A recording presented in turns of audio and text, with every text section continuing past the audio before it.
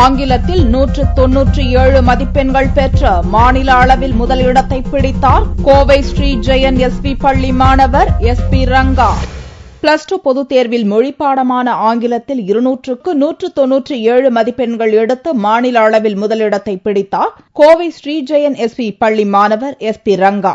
மாநில அளவில் முதலிடம் பிடித்தது தனக்கு மகிழ்ச்சி அளிப்பதாகவும் தனது வெற்றிக்கு ஆசிரியர்கள் அளித்த ஊக்கம் பெரிதும் உதவியாக இருந்தது என்றும் ரங்கா தெரிவித்தார். இங்க இங்கிலீஷ்ல ஸ்டேட் ஃபர்ஸ்ட் வாங்கியிருக்கேன் 187. இதுக்கெல்லாம் காரணம்னு பாத்தீங்கன்னா ஃபர்ஸ்ட் காட் தான் முக்கியமா.